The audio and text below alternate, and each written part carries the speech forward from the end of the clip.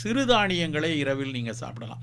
சிறுதானியம்னு சொல்லக்கூடாது வந்து திணை, ராகி, கம்பு, சோளம், குதிரைவாலி இது மாதிரியான சிறுதானியங்கள் இன்றைக்கு எல்லா நாடுகளிலுமே கிடைக்கக்கூடிய அளவில் அதிகப்பட்டுக்கிட்டே வருது. குறிப்பாக திணையரிசி, வரகரிசி ரெண்டும் சர்க்கரை நோய்க்கான ஒரு சிறப்பான தானியங்கள். இதில் வந்து என்ன சிறப்பு அப்படின்னா, நிறைய கனிமச்சத்துக்கள் இருக்கும். சர்க்கரையை வந்து வேகமாக ரத்தில் கலக்க விடாத லோ கிளைசிமிக் தன்மை இந்த தானியங்களில் உண்டு. அதை நம்ம உப்புமா மாதிரி செய்து, கிச்சடி மாதிரி செய்து சாப்பிடலாம், பொங்கல் மாதிரி செய்து சாப்பிடலாம்.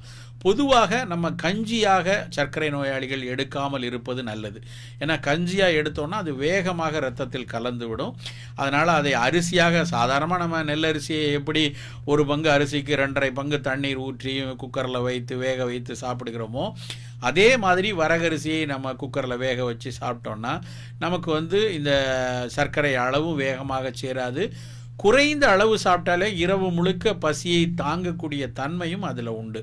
அதனால் வந்து ரொம்ப நீங்கள் உணவை திட்டமிடும் பட்சத்தில் வந்து நம்ம வெறும் கலோரி கணக்கையும் கார்போஹைட்ரேட் புரோட்டீன் கணக்கையும் மட்டும் பார்க்காமல் மருத்துவ பயன்கள் அதில் எந்த அளவுக்கு இருக்குது, எப்படி பாரம்பரிய உணவுகளாக இருக்கிற பட்சத்தில் அது கூடுதல் சத்துக்களையும் சேர்த்து தருகிறதுங்கிறதையும் பார்த்து அதற்கேற்றாற்போல் நீங்கள் உணவுகளை எடுத்துக்கொள்வது ரொம்ப சால சிறந்த விஷயமாக இருக்கும்.